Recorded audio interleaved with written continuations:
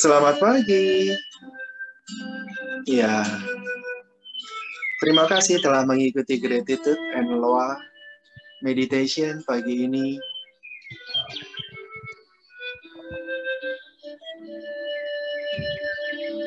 Terima kasih Kak B.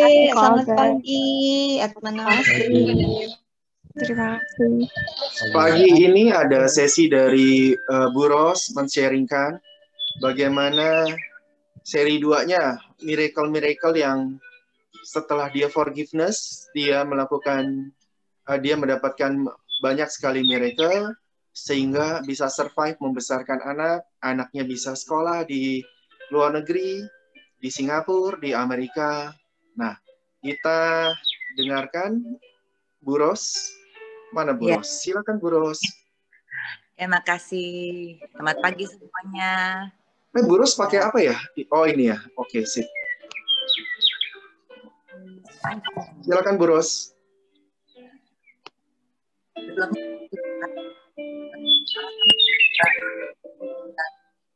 Ini semua bermanfaat buat teman-teman gitu ya. Jadi kisah-kisah pertama kan udah denger ya gitu. Jadi saya mengalami yang benar-benar bikin saya shock. Intinya nggak waktu pertama ngalamin itu nggak mudah ya gitu. Jadi harus kita ada shock terapinya. Kita mengalami satu tekanan-tekanan batin, kita sedih juga iya, juga waktu pertama mendengar berita kita mau mulai memasuki hidup sebagai single parent, nggak ada kesiapan apapun gitu. Jadi detik itu saya berjalan bersama menyerahkan semuanya dari awal pertama menghadapi permasalahan. Saya duduk bareng sama anak. Itu saya duduk bareng, berdoa di dalam kamar. Habis dengar berita itu, saya gandengan tangan sama anak-anak. Saya bilang, inilah Tuhan, gitu, bahwa kami harus menerima kenyataan bahwa sekarang ini papa dari anak-anak ini akan berpisah dengan kita semua. Jadi waktu itu ya pastilah sedih gitu, hati pun hancur gitu kan, tahu kok kita seperti terbuang gitu, tersisihkan gitu dari kehidupan dia. Apa salah kita juga gitu kan. Jadi detik itu saya menyerahkan semuanya dalam tangan Tuhan. Dan saya bilang, Tuhan jagalah kami. Kami tidak punya apa-apa. Tidak punya uang, tidak punya rumah, tidak punya apapun, kita nggak punya. Detik itu saya numpang di rumah teman saya beberapa hari gitu. Sampai akhirnya detik itu saya sudah selesai berdoa, saya udah pasrah aja. Nggak tahu namanya uang cuman pegang waktu itu paling 3 juta, 4 juta lah gitu uang saya. Nggak ada, dan saya nggak bisa menuntut apapun kan gitu. Karena perceraian saya ini saya taunya silent divorce gitu, dilakukan diam-diam. Jadi saya nggak tahu kalau saya tuh benar-benar diceraikan gitu. Dan detik saya menerima kenyataan, oh benar jadi janda itu, saya cuma bisanya nangis aja gitu. Bertanya-tanya apa salah anak-anak gitu. Jadi setelah itu jadi saya jalanin semuanya, diam di rumah teman. Tahu-tahu saya digerakkan sama Tuhan. Digerakkan, saya ada anak saya ke rumah temennya. Saya lihat ada apartemen gitu. Ada apartemen. Coba saya turun, saya lihat ada, saya ke pengelola, saya lihat ruangan, saya booking gitu. Padahal nggak punya uang. Detik itu saya cuma bilang, boleh nggak aku sama anak-anak pindah, tapi malam hari, tapi aku nggak bayar dulu gitu, karena aku sama anak-anak lagi punya masalah gitu. Ternyata pengelolanya kasih, disetujuin saya kasih di satu apartemen 3 kamar, saya dikasih sewa di sana, belum bayar dulu gitu. Dia semua, dan dia bisa punya ada belas kasih gitu. Detik itu saya akhirnya tinggal di apartemen. Anak-anak masih belum tahu gitu. Jadi waktu Christmas saya prepare semuanya. Saya pindahnya malam hari, semua barang-barang anak saya prepare seperti ruangan kamar-kamar mereka semua. Bonekanya, selimutnya, bukunya, buku sekolah semua anak-anak seperti ruangan mereka semua gitu. Jadi sesudah selesai, anak kan saya titipin di rumah mama dulu waktu saya prepare beberapa hari. Saya kerjanya jam 12 sampai jam 5 pagi, jam 12 sampai jam 5 pindah-pindahin. In silent juga jadinya. Detik itu berbarengan dengan mertua saya meninggal. Jadi waktu saat mertua saya meninggal, saya nggak tahu gimana, saya gerakin ambil keputusan pindah aja gitu. Jadi detik itu nggak ada yang tahu saya pindahin barang. Akhirnya saya tinggal di apartemen sama anak-anak. Tinggal di apartemen sama anak-anak itu saya keputusannya karena anak-anak saya mau ngadepin ujian. Waktu itu anak saya yang paling besar tuh kelas 6 SD. Yang kedua baru kelas 3 gitu. Terus yang kecil masih TK. TK besar ya gitu. Jadi saya prepare semua untuk anak-anak. Ya dari situ pokoknya saya jalanin aja dulu. Karena udah mau ujian juga mau preparation gitu. Akhirnya saya itu juga nggak tahu harus apa. Sambil ngajarin, bikin soal gitu, saya juga nggak tahu harus apa gitu. Detik itu kebetulan saya ngadapin ini semua. Jadi sendirian, dalam kesendirian gitu. Karena kan saya nggak mungkin juga ganggu keluarga mama yang papa saya baru meninggal kan gitu. Jadi saya nggak ganggu mereka. Sampai itu Desember, Januari, Februari keluarlah sertifikat cerai saya itu. Nah, dari situ Tuhan banyak sekali menolong saya. Dan di situ saya banyak menemukan hal-hal yang nggak diduga-duga. Misalnya saya waktu itu betul-betul butuh uang. Butuh uang untuk kehidupan, bayar pasti harus kan bayarnya nyusul gitu. Saya coba jualan makanan, saya jualan nastar, saya jadi properti gitu. Saya mulai terjun masuk daftar di properti, salah satu properti gitu. Akhirnya saya belajar gitu, belajar dari sana. Bagaimana cara menjual, bagaimana gini gitu. Jadi marketingnya gitu. Akhirnya bercabang gitu banyak. Juga saya jalanin asuransi juga, asuransi jiwa gitu. Jadi banyak hal yang saya semraut lah, ambilnya semraut. Saya nggak tahu harus fokus di mana. Tapi semua ada aja rezeki gitu. Ada aja yang mau beli asuransi.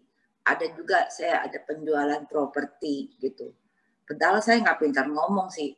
Waktu jalannya itu pun saya masih penuh, di hati masih penuh beban gitu. Untuk pintar ngomong sekali menawarkan itu nggak ada sama sekali.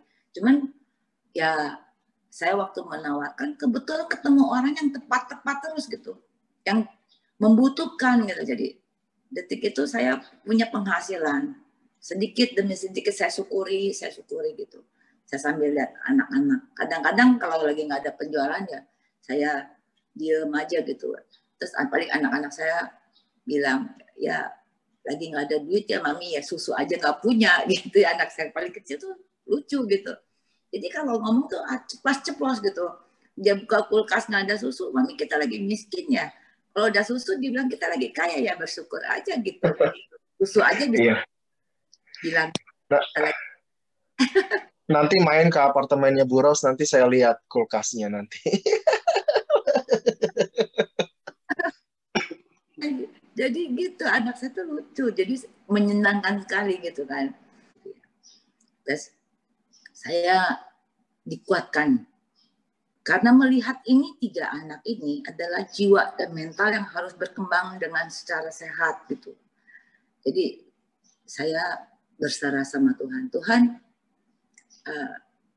saya diberikan tanggung jawab untuk menjaga anak-anak yang kau titipkan gitu. Jadi detik itu ya sambil kalau ingat kalau malam melihat mereka tidur, saya bisa nangis gitu. Kok kasihan amat ini anak gitu. Nah, saya cuman setiap hari di samping mereka saya berdoa aja. Anak kan masih kecil, Bu. Masih kecil. Nah, itu yang ngurus maksudnya antar jemput sekolah kayak begitu? Jadi waktu saya, nah itu, jadi waktu itu saya mesti nyetir sendiri. Waktu itu saya masih bawa mobil yang dari pihak suami, kan mobilnya, jadi saya dikasih pakai itu gitu. Terus habis itu karena kan mobilnya terlalu gede gitu, jadi waktu itu jadi akhirnya waktu saya dikasih mobil itu berapa lama ya lu mau pakai aja gitu kata dia kan buat urus anak-anak, tapi bukan dikasih ke saya gitu, jadi cuma dikasih pakai aja. Nah kebetulan detik itu emang saya ada dari dulunya kan memang sudah ada supir gitu kan. Supirnya itu orang udah ikut juga dari tahun 2002, udah 3 tahun kerja lah detik itu. Cuman supir ini jadi mata-matanya dia gitu. Oh ya. Memata-matai apa yang kita lakuin, terus ngadu ke sana, ngapa-ngapain terus diaduin lagi ke sana gitu. Jadi hidup saya tuh kayak nggak tenang gitu.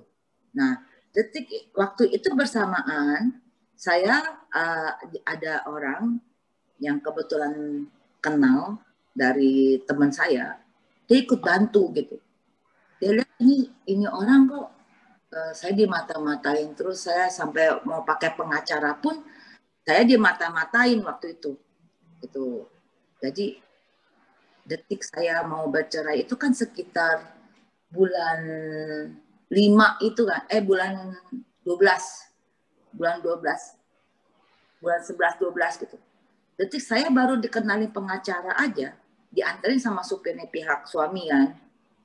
Dianterin, saya bilang, oh enggak, saya lagi mau ketemu orang aja. Dia ngecek itu kantor apa gitu. Kantornya, sampai dia tanya, oh ternyata kantor pengacara.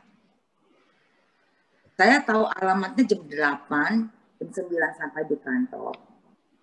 Tengah 11 saya diteleponin sama suami. Oh, lu mau pakai pengacara? Punya berapa duit mau lawan saya? Punya berapa mau lawan saya? Terus jarak kamu cuma berapa meter aja katanya kalau kamu berani lawan saya gitu. Detik itu jadi istilahnya kan dia punya senjata kan, punya gun gitu, kan apa gitu, nggak tahu yang kecil gitu loh. Nah ketakutan. Jadi detik itu saya nggak pakai supirnya dia lagi, saya langsung tunjuk, kamu itu pengkhianat. Saya ini lagi bela keluarga saya lagi mau bela anak-anak saya, kamu malah ngadu yang enggak gitu. Jadi saya tuh lagi mau lindungin anak saya gitu, jadi supaya dapat hak-haknya mereka gitu. Tapi akhirnya saya pikir saya udah nggak mau lagi pakai dia.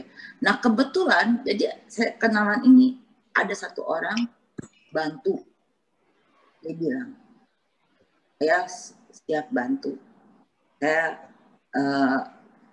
bisa dipercaya. Jadi detik itu dia bantu saya banyak juga sih, dari urusan sampai anak saya waktu sekolah. Sampai dari itu saya antar anak-anak sekolah sama dia gitu. Tapi diikutin. Saya tinggal di mana kan mereka nggak tahu kan, karena saya diam-diam keluar kan. Tapi 3 hari ada yang ngikutin mobil gitu. Ada yang ngikutin mobil sampai akhirnya ketemu saya di mana gitu. Akhirnya datanglah si suami ini. Si suami ini datang ke apartemen, tapi setelah anak saya beberapa waktu setelah ujian selesai, dia sempat datang ke apartemen mau ngecek gitu. Terus akhirnya saya kasih datang, waktu itu anak buahnya datang ke saya, Bu, gimana Bapak mau datang? Saya nggak mungkin larang dia datang nengok anak, alasannya kan nengok anak. Dia datang lah nengok anak. Detik itu pas anak saya ulang tahun yang paling kecil. Jadi kayaknya udah hampir setahun ya. Udah hampir setahun kejadian dia baru nengok anak. Anak saya datang ulang tahun. Pas bertepatan anak saya ulang tahun, dia datang ke apartemen. Waktu itu kita mau ngerayain sederhana aja, cuman kue kecil sama saya bikin bakmi gitu sama telur gitu ya. Waktu itu mama saya datang, kakak saya juga datang, ada di tempat sih. Nah dia datang, bukannya jadi acaranya enak gitu, acaranya jadi tegang. Karena waktu itu dia datang dalam keadaan bukan seperti diri dia gitu. Dan saya nyesel juga sih sebenarnya gitu, ngelihat keadaan. Jadi saya kasihan sama anak saya gitu kan, lagi ngerayain ulang tahun gitu kan. Ternyata dia itu habis makan obat gitu, obat-obatan terlarang. Jadi dalam keadaan datang itu sama bodyguard lagi datangnya ya. Jadi bukan melancarkan ulang tahun anak. Jadi dia ngaco gitu, ngomongnya ngaco. Dia bilang ke saya, kalau dunia ini ada 3 lapisan gitu. Di bawah, di tengah, sama di atas. Terus dia suruh saya ke depan lihat langit. Lihat ada kereta lewat, dia bilang. Kereta sama kuda lewat lagi terbang. Oh ya saya aja gitu. Saya sambil bingung, ini orang kenapa gitu kan ngomongnya kok di atas ada dewa-dewa kata dia. Saya bingung kenapa bisa begitu, ngomongin apa dia, saya masih polos pikir dia bisa belajar ilmu apa gitu kali, dia bisa tembus langit. Itu karena lagi on-nya gitu ya. Terus yang satu yang mau ngebantu saya bilang, itu lagi on, apa sih? Maksudnya dia habis makan obat itu sisa-sisanya masih ada gitu. Nah itu jadi dia ngaco, dia bawa pistol, dia ngarahin ke diri dia sendiri begini. Terus dia ngarahin lagi ke saya, poin ke saya, mau kamu, mau aku yang mati gitu. Jadi saya ketakutan loh. Dia bilang, dong jangan depan anak-anak begini, saya bilang gitu. Sabar, jangan depan anak-anak, jangan nakutin anak-anak. Jadi saya kayak serba salah gitu kan. Terus saya langsung telepon ke bagian pengelola yang bantu saya itu, bantuin saya, ini suami saya bawa senjata gitu. Saya takut gitu. Jadi oh ya udah, saya bantu, saya siagain security gitu. Waktu itu sampai sore dia masih belum pulang kan. Senjatanya kamu ambil aja Ros katanya. Tapi jangan pakai jari kamu. Wah, mungkin diajarin gitu. Jadi saya minta senjatanya saya langsung bungkus pakai kain dan itunya saya lepasin pelornya gitu. Saya simpen dulu. Terus saya ajak ngomong dia baik-baik gitu. Terus dia bilang, dibawa ada kolam renang. mau berenang, mau berenang dia turun berenang. Ternyata di waktu lagi berenang itu saya kan nggak ikut turun, berantem sama supir dia sendiri. Supir dia ditonjok gitu loh, namanya lagi angot kali ya. Saya nggak tahu apa yang terjadi di bawah gitu. Terus tahu-tahu berantem gitu. Naik ke apartemen, terus bilang kenapa dia? Itu lagi angot kali katanya gitu. Akhirnya saya bilang tolong dong jangan begini di depan anak-anak gitu. Dikasih lihat yang hal-hal yang kayaknya nakut-nakutin gitu kan. Akhirnya dia dijemput sama rekan dia, teman dia jemput dia untuk keluar dari bawa dia pulang lah gitu. Akhirnya temennya datang jemput dia. Waktu jemput dia pun saya juga aneh kenapa dia sikapnya kayak begitu. Ternyata kan emang lingkungan dia itu yang sekarang itu nggak sama seperti dulu. Jadi yang bawa dia terjun untuk masuk dunia seperti itu karena dia kan menjalankan dunia malam. Jadi dia waktu itu buka tempat istilahnya untuk dugem-dugem gitu loh. Jadi dia masuklah ke dunia itu. Nah yang ngajak itu dia temen reoni dia yang pertama ketemu sama reoni dia itu yang ngejeblosin dia ke dunia seperti itu gitu. Ketemu obat-obatan gitu. Jadi dari situ saya baru sadar kalau ternyata yang waktu saya baru pulang dari liburan itu yang dia sempat sakit pas lebaran itu ternyata di situ sudah terjadi. Tolong jangan seperti itu gitu. Itu kan saya udah setelah dia pulang saya agak lega dan saya mulai mikir gimana ya. Saya masih mau pikir kalau orang begitu tolongnya gimana? Mau nolongin dia supaya keluar, supaya dia bisa sembuh gitu, supaya bisa berhenti. Akhirnya saya ada yang kasih tahu di Sukabumi ada rehab katanya. Saya coba ke sana ke Sukabumi lihat, namanya apa ya saya lupa. Ketika itu saya ke sana, saya ngelihat ada terapi yang menurut religius, tempatnya kayak penjara gitu ya, ada gede tapi kayak ada penjara gitu gede banget, ada menara untuk menjagain gitu. Terus saya pikir gimana bawa dia ke sini ya gitu kan, nggak mungkin ya, itu perjalanan jauh juga. Hanya saya nggak mungkin deh, dia masih keker begitu tenaganya, nggak mungkin saya bisa bawa kecuali diculik, dianya diculik paksa gitu kan. Akhirnya saya coba ngomong sama adiknya dia, coba dong kalau kalian sayang sama kakak kalian gitu ya, kayaknya ada yang nggak beres gitu. Tapi adiknya tuh, saya nggak mau tahu gitu. Itu gini-gini gitu ngomongnya itu. Kalau sebenarnya itu bisa ditolong gitu kan, saya bilang kalau kalian ikut campur itu bawalah kakak kalian, kalau aku kan udah pisah sama dia gitu, bagaimanapun nolong dia gitu kan. Tapi percaya kalau dia tuh seperti itu. Selingkuhannya bukannya waktu itu langsung merit dianya, Bu? Enggak. Jadi waktu saya keluar itu, waktu saya baru keluar dari rumah itu rumah habis direnov. Habis direnov selesai, ternyata kan saya cerai. Mertua saya sakit, terus meninggal, terus cerai kan gitu. Jadi rumah itu sudah renov, dan yang tinggalin itu selingkuhannya. Dibawa masuk ke rumah. Jadi saya sama anak keluar, selingkuhannya baru nongol gitu.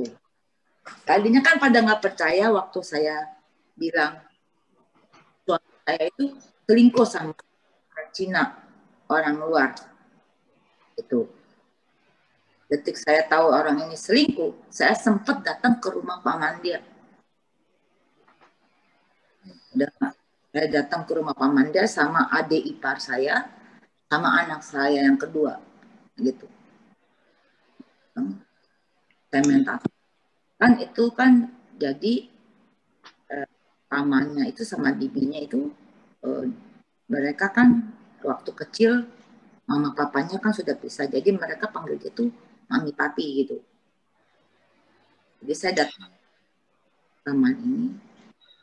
Dia nikah sama selingkuhannya nikah. Tinggal serumah aja, nikah nggak nikah Iya. tahu. Cuman saya pernah dengar dari karyawan yang kerja sama dia tuh bahwa dia itu yang perempuan ini coba punya anak tapi nggak bisa, gitu. Oh, nggak ada anak ya dari sana ya? Oke. Nggak ada anak, gitu. Tapi perempuan ini kalau di rumah jadi ada pembantu perempuan kan. Pembantu perempuan ini sering ketemuin kayak alat-alat syabu-syabu gitu loh. Katanya suka pakai lilin-lilin gitu, sedot-sedot gitu. Saya nggak tahu namanya apa sih namanya itu. Jadi perempuan itu perempuan dari klub gitu. Oh ya. Jadi waktu dia ketemu sama saya, dia bilangnya perempuan itu baik katanya. Dia tuh orangnya polos, dia baik. Oh saya aja gitu kan. Ya sudah kalau dia baik kamu jaga dia lah gitu. Jangan mainin perempuan. Terusnya kan kita juga punya anak perempuan gitu. Kalau kamu udah perempuan itu umur 27, saya umur 38. Jadi waktu itu perempuannya masih 25, 26, 27 lah gitu. Sekitar segitu umurnya. Lebih muda, langsing cakep tinggi gitu. Dibandingin ya kita ya sudah punya anak 3 detik gitu kan, dibandingin sama itu ya mungkin dia mau yang lebih cantik, lebih muda gitu kan, ya udah gitu ya. Detik itu saya nggak ada detik saya sudah menyerahkan begitu, saya itu nggak ada pikir mau ngelabrak gitu, ngelabrak perempuan itu enggak. Saya nggak datangin ke rumah itu, dia pakai kamar anak-anak, pakai ranjang. Rumahnya terlalu gede dong buat mereka ya, karena nggak punya anak kayak gitu terlalu gede dong ya. Iya gitu, mereka berdua aja gitu. Cuman sama kan detik itu ada pembantu, ada bibi, Iya. ada. Setelah mantan suami meninggal itu, terus hartanya nggak ke ibu? Nggak ke saya. Gitu. Ke keluarganya? Ya, semua ke saya. Ke keluarga. Tapi bukan ke cewek itu kan ya? Bukan. Oke. Nah, tapi pas ibu udah cerai gitu, nggak dikasih santunan 3 juta, 5 juta gitu? Ada? Awal-awal? Jadi awal-awal enggak. Karena dia bilang harus rinciin semua gitu. Jadi dikasih perincian gitu. Jadi saya untuk santunan itu tadinya kan harusnya kasih saya berapa, anak-anak berapa gitu kan. Iya. Jadi yang pas untuk sekolah anak-anak tok gitu. Kehidupan gitu. Iya. Minim sekali, harus yang ada bond. Kalau yang gitu. Jadi sekolah anak-anak terjamin ya, sampai terus terjamin. Iya. Buat sekolahnya aja. Oke. Jadi begini, setelah 2 tahun setelah beberapa tahun, setahun lebih saya cerai gitu ya. Nah, saya mikir kan anak sampai mau SMA ini kuliahnya bagaimana gitu kan. Iya. Jadi itu kejadian setelah lulus SMA.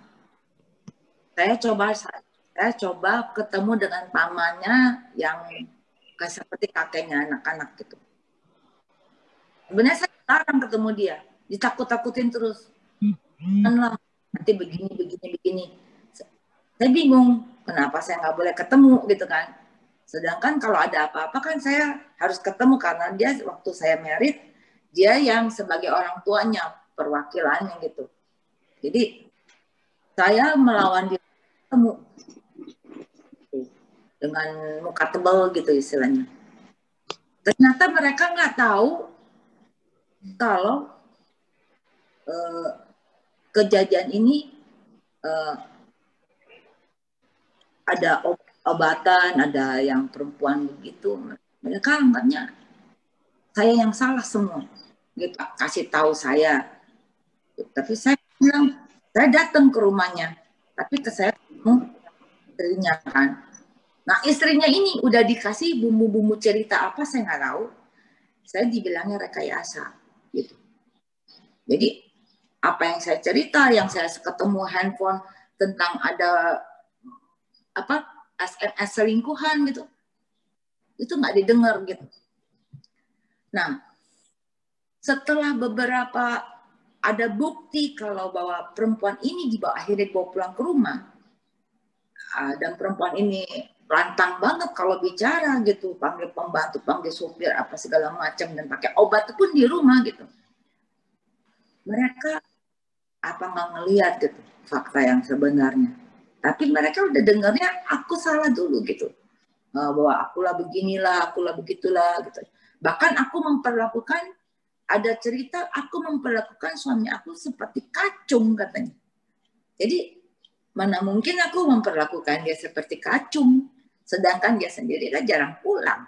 Dan di rumah ada pembantu. Pembantu ada supir, ada kacung, ada bibi gitu kan.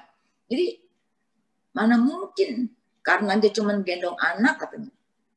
Ya, aku suruh dia jadi seperti kacung. Jadi banyak fitnahan yang aku nggak pernah dengar, dan masih banyak lagi yang aku juga nggak tahu apa itu.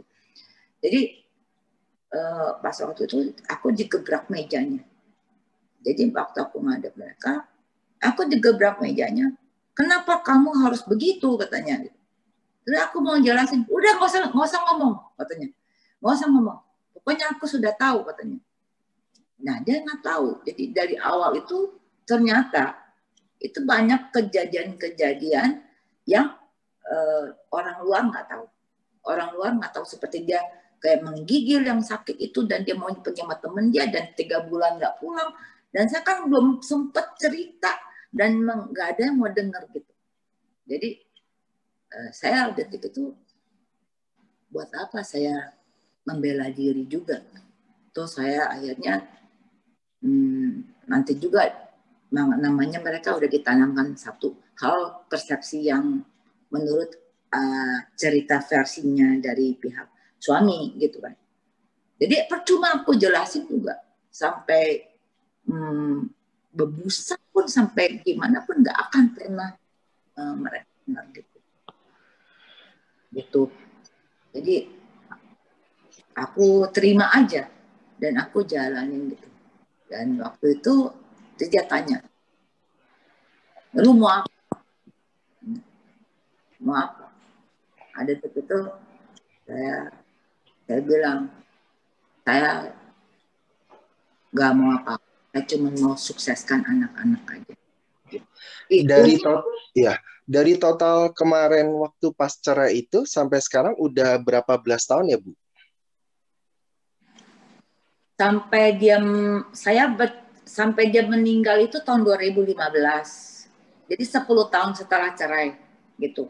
10 tahun setelah cerai itu tahun 2015. Terus akhirnya 20 tahun ya berarti kurang lebih ya. Jadi selama itu saya nggak pernah ketemu suami saya gitu. Oh ya. Kalau misalnya tiga miracle yang paling gede Bu dari 20 tahun ini apa Bu? 3 miracle yang paling besar. Jadi saya ini detik itu saya udah nggak tahu saya harus bagaimana kan ya. Anak-anak saya mau sekolah. Detik itu saya belum ngomong ke pamannya kalau ini mau sekolah mau apa, belum ngomong gitu. Iya. Lulus SMA itu papanya kan masih ada tahun 2012. Iya. Nah, jadi saya ini anak saya bilang, Mami, saya mau sekolah, mau kuliah, maunya di mana? Gitu. Bilang, ya kuliah di Amerika. Ya sudah, besok pasti ke Amerika. Dan kamu pasti bisa gitu. Terus akhirnya detik itu saya nggak punya uang untuk ambil uang pendaftaran, itu nggak punya uang sekali. Iya. Nah, tapi Tuhan itu banyak membuka jalan, kakak ketemu orang yang bisa kasih saya pinjam uang untuk beberapa hari untuk memenuhi uang tabungan saya, sehingga saya bisa daftar ke Amerika anak-anaknya. Nah itu untuk biaya kelanjutannya masih belum tahu gitu ya. Nah, detik itu udah tinggal 3-4 minggu gitu. 3-4 minggu lagi semua harus udah siap settle, bikin surat-suratnya, pilih sekolahnya, semua harus udah settle gitu. Dan saya masih belum punya deposito, masih belum. Jadi juga belum ada omongan apapun dari pihak paman, belum. Saya bingung tuh, saya cuma waktu itu ke balkon. Jadi masih blank ya, belum tahu apa-apa. Siapa yang nolong saya, siapa yang bantu saya masih blank gitu. Jadi detik itu saya ke balkon, saya jam 12 malam, saya ngomong sama langit, sama bulan, dan sama bintang gitu. Saya bilang sama yang kuasa, Tuhan, anak saya niat dan sangat niat di Amerika. Saya serahkan semuanya dalam tangan Tuhan. Wujudkan Tuhan, wujudkan dia. Wujudkan harapannya Tuhan. Saya juga belum ngerti meditasi sebenarnya. Tapi detik itu saya ngomongnya, Tuhan bantu wujudkan. Alam semesta sang mencipta langit dan bumi. Saya bilang, wujudkan harapan anak saya. Gitu. Jadi jam 12 malam itu saya ngomong, saya sampai air mata saya keluar juga. Saya juga nggak berdaya kan, mau daya dari mana gitu kan, pasti uangnya besar gitu. Terus pagi jam 8 jam kantor buka, itu saya ditelepon sama sekretarisnya, ya kamu sama anak-anak disuruh ke kantor ngadepin paman gitu, ketemu pamannya. Terus waktu itu saya ke kantor sama anak-anak. Jadi ditanya, mau udah lulus SMA mau kemana? Ke Amerika. Dia kaget, permintaannya kok ke Amerika. Tapi detik itu kan kita bawa surat-surat sekolah juga, surat angka-angka sekolah dia waktu itu kan belum ujian kan, jadi angka-angkanya rapot aja. Di Amerika itu ada siapa, Bu? Ada saudara? Paman aja, paman. Oh, paman. Oh, oke. Paman ini dulu sama mertua saya kongsi. Oh, oke. Jadi kongsi usaha jangan dipegang sama anaknya suami saya. Oh gitu, oke. Jadi masih ada join usaha gitu. Jadi suami saya. Nah, jadi sekarang ini company ini dipegang sama anak-anak dia dan dia sama paman saya ini. Oke. Jadi, nah, setelah itu akhirnya dipenuhi, anak saya bisa yang saya dipenuhi, anak saya, akhirnya anak saya bisa ke Amerika gitu. Warisan untuk anak-anak nggak ada, Bu? Maksudnya buat Ibu Ros emang nggak ada, tapi buat anak-anak juga nggak dikasih? Nggak dikasih. Oh, oke. Jadi, semua Gelo juga ya? Ya, jadi hanya untuk sekolah toh aja gitu. Tapi itu aja saya udah syukuri banget ya gitu ya. Kalau yang ke Amerika itu berarti pas uang sekolah di Amerikanya dipenuhin? Uang sekolah dia sampai selesai, suami saya meninggal, nggak lama pengiriman gitu. Iya. Setelah lulus, jadi kaget juga sih kan gitu, detik itu kan belum ready banget gitu kan, belum ready banget. Tapi detik itu Tuhan langsung kasih dia kerjaan di Amerika. Jadi oh iya. orang-orang kan dapat paling setahun percobaan kerja setelah sekolah ya, setelah kuliah selesai. Dia bisa dikasih 3 tahun. Jadi banyak medical yang kita nggak duga-duga gitu loh. Banyak kejadian yang di luar harapan gitu, expectation gitu.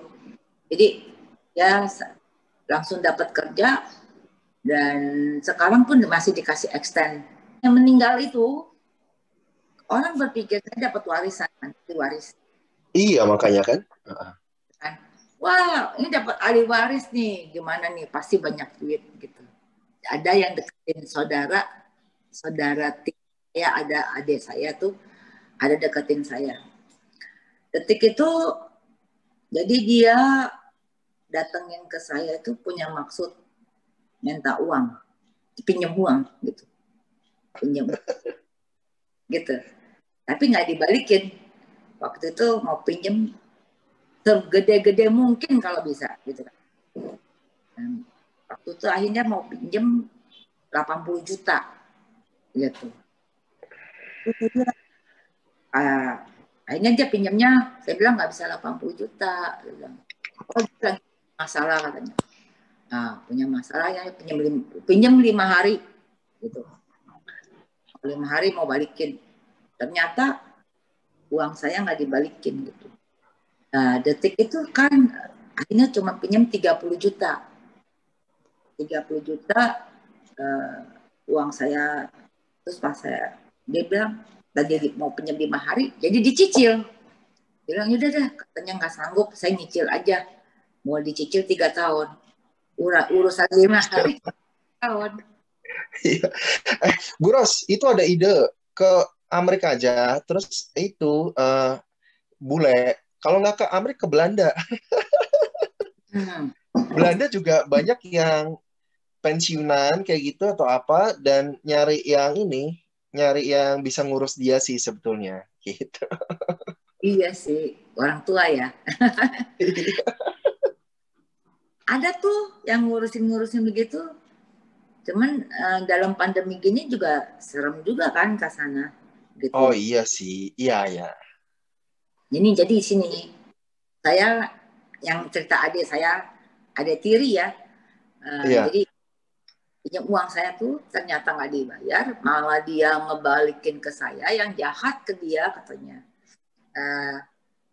Setelah saya cek memang dia dalam keadaan susah dan ya, coba ikhlasin gitu.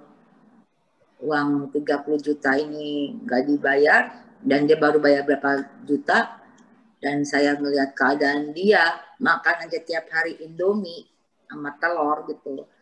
Jadi saya sekarang itu saya juga pernah susah kan gitu. Terus saya coba belajar ikhlas. Waktu itu belajar ikhlas, akhirnya setelah saya ikhlas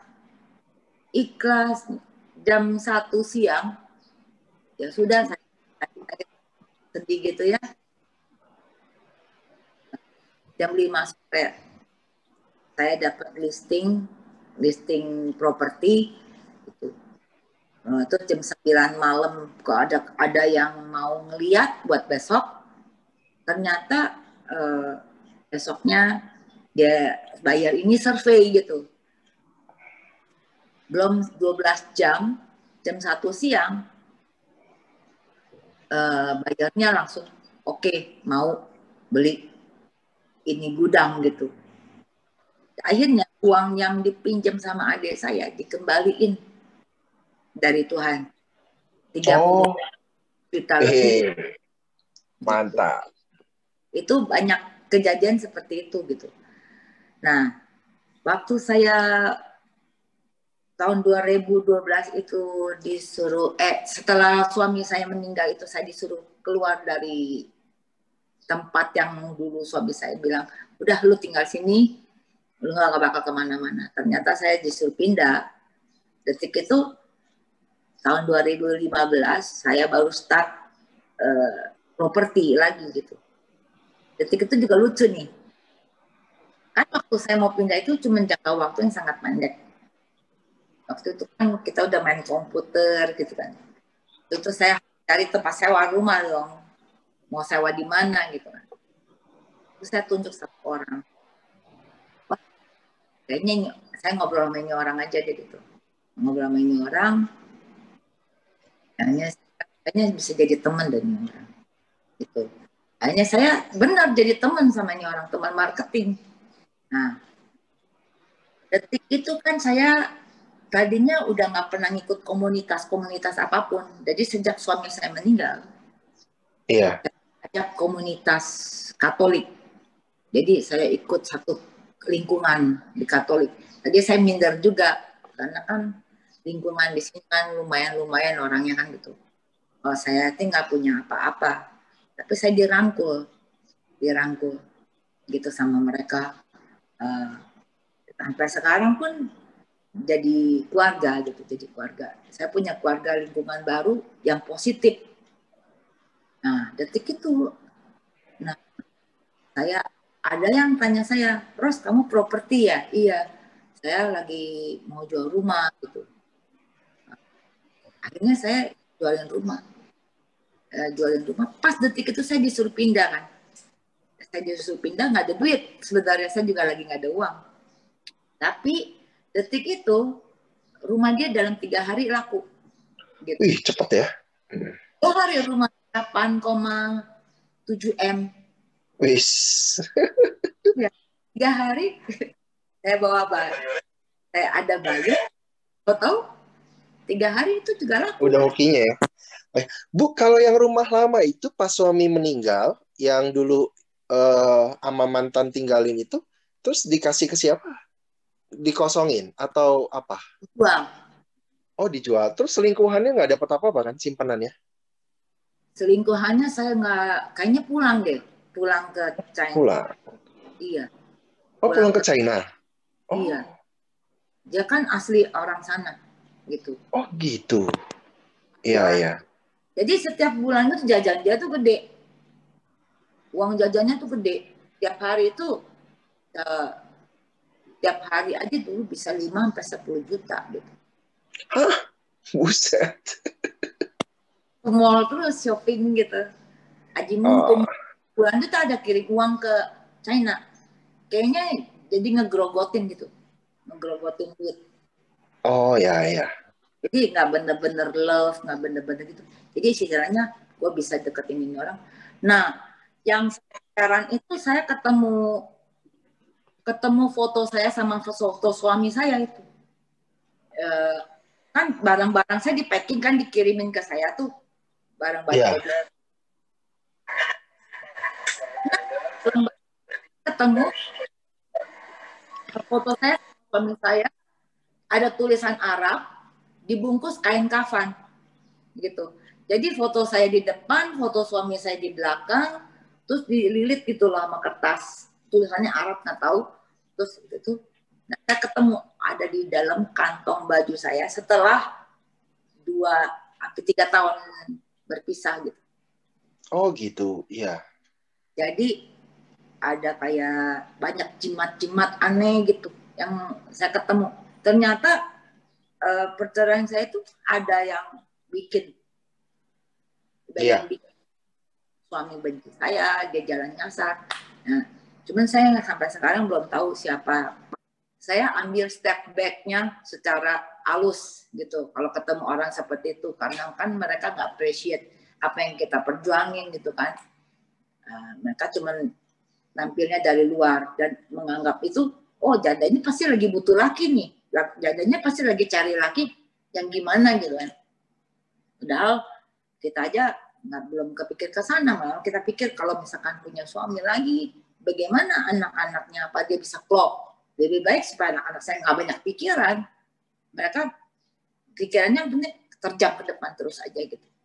Jadi jangan egonya ke kita. Kita memang butuh teman hidup banget gitu. Tapi lama-lama di dalam kesepian itu kita punya tujuan, target, niat lain yang lebih positif. Hal-hal yang seperti itu seperti bisa diatur sama Tuhan. Hati kita gitu. Ya.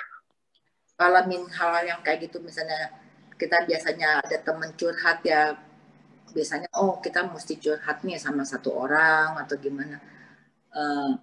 Jadi kita sebenarnya punya teman curhat tiap malam, curhatnya sama Tuhan gitu. Jadi kadang-kadang bukannya dikit-dikit Tuhan, tapi memang keadaannya, kenyataannya kita nggak punya siapa-siapa. Cuma punya Tuhan kita handalkan. Jadi kalau ngomong sama orang belum tentu kita dihargai. Lu punya maksud cerita lebay-lebay gitu kan. Dianggapnya kita lagi ngelebay gitu. Lagi maksud apa nih? Cerita-cerita nyanyiin gitu kan. Jadi saya selalu jadi kalau lagi ada apapun, dalam keadaan apapun, tiap hari bangun, duduk, doa. Malam mau tidur, duduk, yang ngadu lagi sama Tuhan gitu. Tapi nggak selalu lancar. Ngikut Tuhannya tuh nggak pasti, besok dapat duit terus gitu. Dapat rezeki terus, nggak selalu begitu. Iya. Jadi Bu Ros, kita buka aja ya. Misalnya ada teman-teman ada yang mau nanya ke Bu Ros atau apa, boleh silakan. Silakan. Henrika, ya silakan. Henrika, ada yang mau nanya? Cia.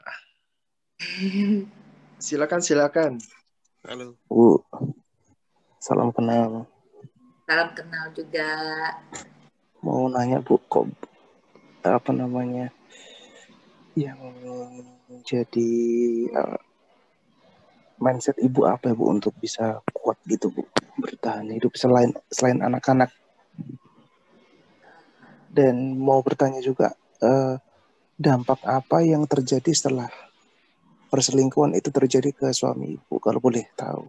Terima kasih.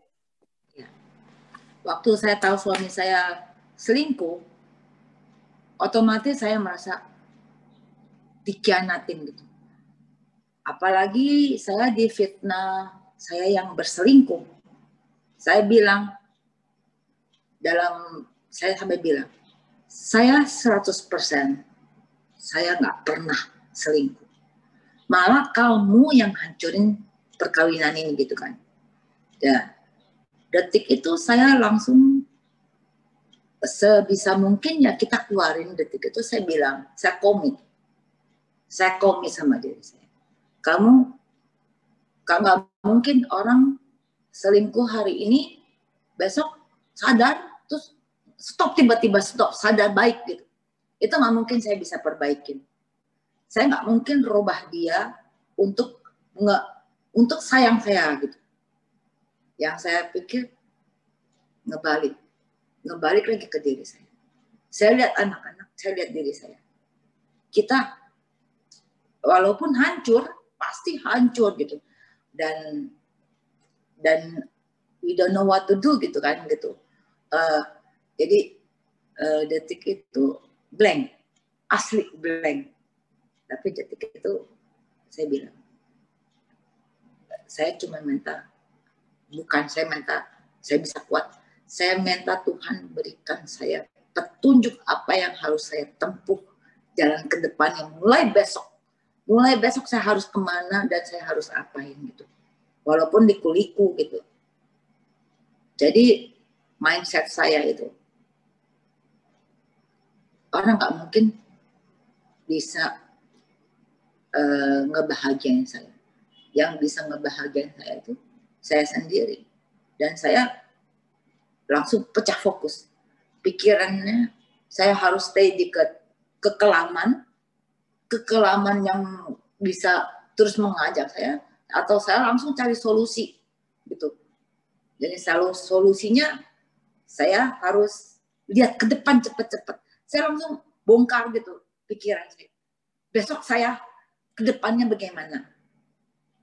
Saya langsung harus lihat ke depan. Jangan lihat lagi ke belakang. Detik itu pun saya langsung saya nggak izinin dia untuk nyakitin saya lagi. Saya nggak izinin dia untuk berkata-kata yang untuk ngejatuhin saya lagi. Jadi saya harus bangkitin diri saya sendiri. Kita harus nolong diri kita sendiri, nggak ada orang lain yang bisa nolong kita. Kita ketemu orang di saat kita lagi punya, lagi di atas, ya, gampang ketemu orang baik. Gampang banget mau ketemu orang baik, tapi orang baik itu mandang kita karena apa? Apa karena kita masih bukan orang susah?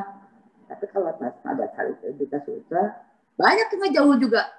Pasti ngejauhin kita. Wah, dia udah mulai susah lu, jangan deket-deket gitu kan. Pada pinjemin duit lu, dia udah mulai nggak ada apa-apa gitu. Jadi berpikirlah, saya bikin, mau baik ya baik. Terhadap mau baik sama orang baik, kita pun gampang ketemu orang baik. Tapi baik sama orang yang nggak pernah baik sama kita. Orang itu udah jahatin kita, orang itu udah makan duit kita, orang itu ngerendahin kita. Dan kita coba baik terhadap orang nggak baik. Itu dapatnya apa? Itu dapatnya satu kekuatan. Jadi kalau misalnya itu, ya udah kita jangan ikut orang yang nggak baik itu kita balas gitu. Berarti kan kita belajar dari situlah. Ketemu orang yang nggak baik itu banyak. Dan itu true color-nya kita lihat. Orang itu baik sama kita saat kita lagi kenapa. Begitu. Iya.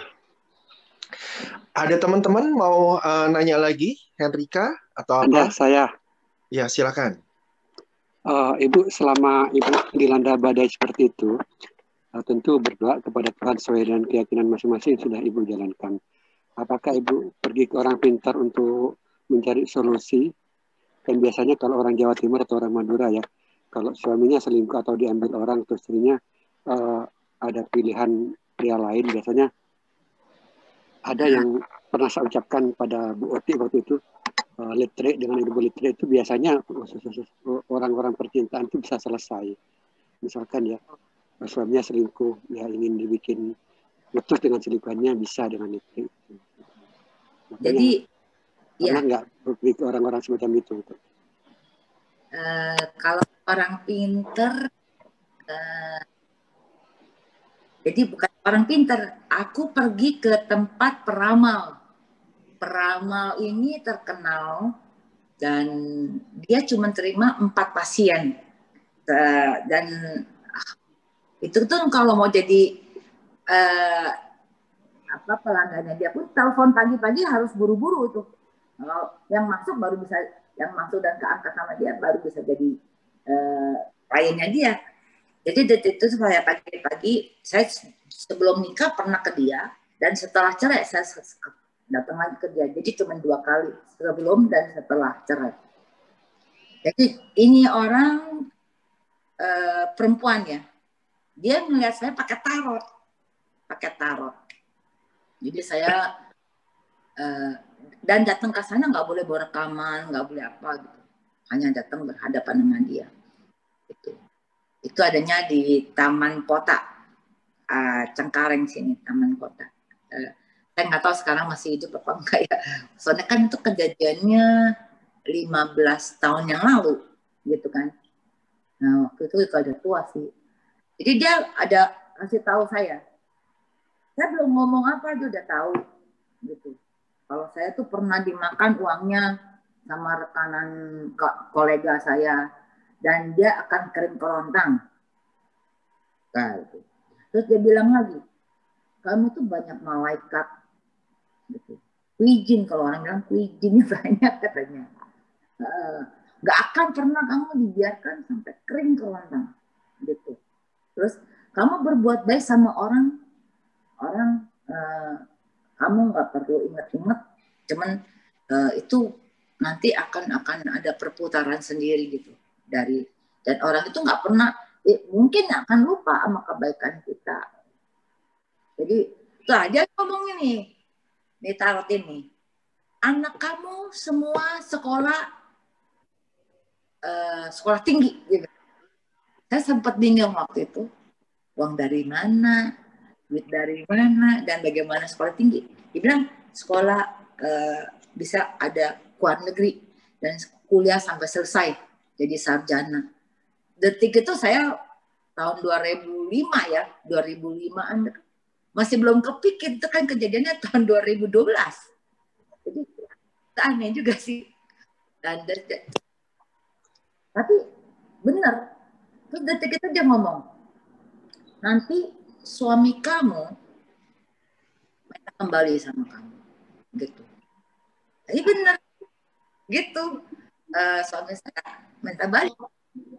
Tapi Pak, hanya kamu itu kehidupan ya bagus gitu, dia bilang. Tapi semua terbukti sih ada benernya gitu, banyak benernya gitu. Kalau ke dukun sih enggak ya. Ke dukun ada juga, saya kenal sama orang yang bisa terawang, bisa teropong. Jadi tapi bukan ngedukunin, bukan apa gitu, enggak. Jadi orang tuh bisa kebatinan gitu. Nah, itu orang detik itu saya datang ke dia malam, waktu itu baru kenal, dia cuma suruh saya bersila. Bersila ngapain Pak? Banyak nyamuk, saya bilang. Waktu itu kan saya banyak nyamuk. Oh, terus dia kan kamu bersila, diem katanya.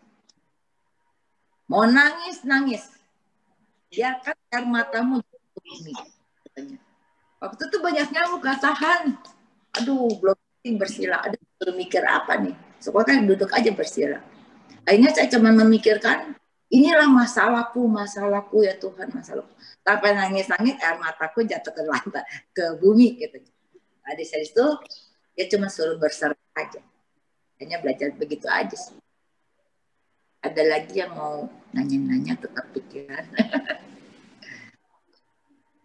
Tapi memang Bu Ros ini ya, dalam arti kata menyerahkannya ke Tuhannya itu ya, dalam arti kata berserah, kemudian juga kayak ngebencinya nggak ada, sudah bisa let go, akhirnya miracles-nya datang ya, seperti itu. Polanya seperti itu. Benar banget. Jadi detik itu saya bukan menyalahkan mereka karena mereka begitu ke saya. Saya bilang, ini pasti saya harus memperbaiki diri. Ini kesalahan, mungkin aku yang salah. Aku nggak bisa jaga keluarga ini. Jadi aku yang memperbaiki diri gitu. Jadi aku nggak, kalau kita kan, padahal mereka nunjuk aku gitu kan. Wah, lu salah, lu begini gitu. Tapi ya sudah, kita yang berhak menilai kita kebenarannya bukan mereka gitu. Betul. Jadi aku minta nilainya dari yang atas gitu.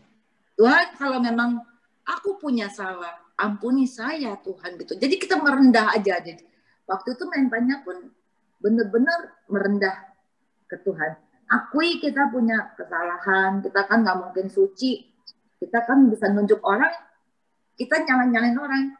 Kitanya sendiri itu benar. Orang itu nunjuk-nunjuk kita, biarin aja dia merasa benar kan. Betul. Jadi Oke, satu lagi coba dari peserta, silakan yang mau bertanya ke Bu Ros, silakan. Oke. Bu Yeni, ya silakan. Dibuka aja mic-nya. Udah dibuka Bu Yeni ya. Bu Yeni atau Bu Sulis, silakan siapa dulu? Oh, Bu Yeni dulu aja. Ya, saya salut ya sama Bu Ros. Rekor pikiran di sini terbuka. Bu Ros, kedengeran saya ngomong? Ya. Kecil Bu. Halo? Suaranya? Halo, kedengeran Bu Ros? Ya, kedengeran. Ya, gimana? Saya salut sama Bu Ros ya, berarti dia 100% menyerahkan diri kepada Tuhan. Dan selalu menikmati setiap prosesnya ya Bu Ros ya? Betul. Itu. Nah, saat menikmati proses itu ada keraguan gitu nggak Bu Ros? Maksudnya merasa gampang atau apa gitu? Ada kayak gitu, perasaan kayak gitu? Kita itu jatuh bangun gitu. Saya sempet nggak punya uang sama sekali, sempet sih, tapi saya punya lucu nih. Saya jadi dulu nenek saya kan ngajarin punyalah celengan bulat dari apa itu? Iya. Ayam. Apa yang kendi itu ya? Lihat. Iya. Celengan tanah liat gitu ya. Saya dari SMP saya punya itu, sampai sekarang saya bawa. Ini saya kasih lihat. Berat banget.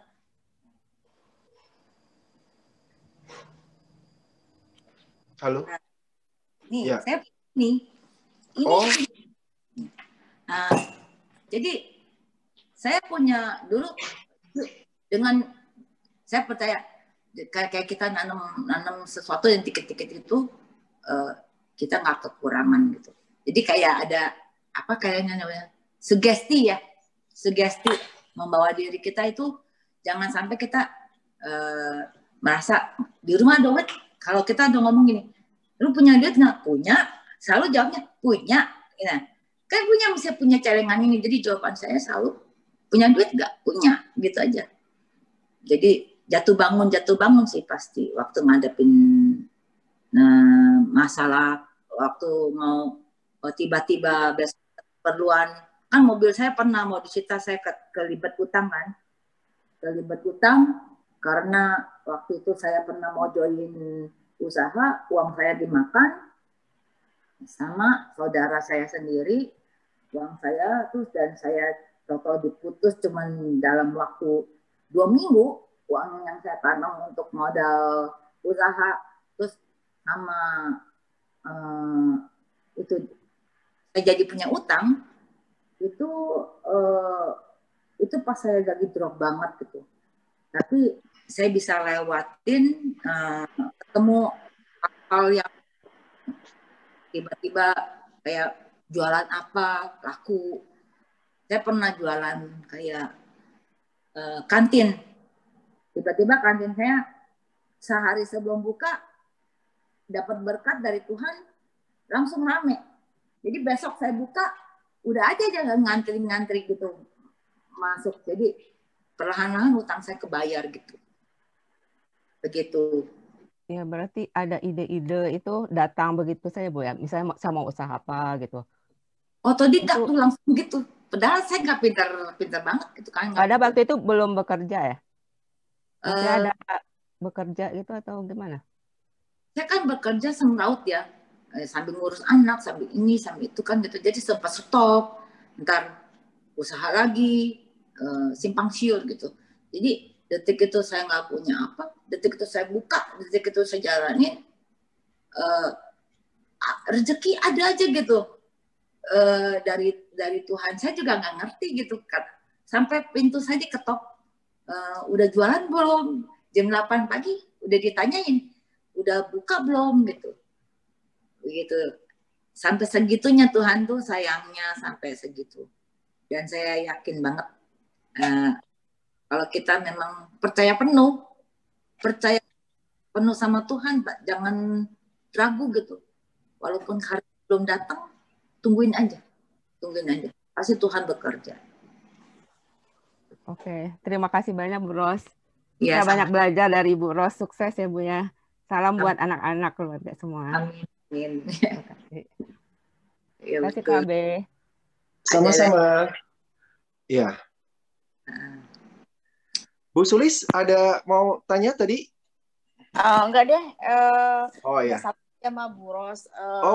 Iya. Mengisi aja sih situasi kayak gini.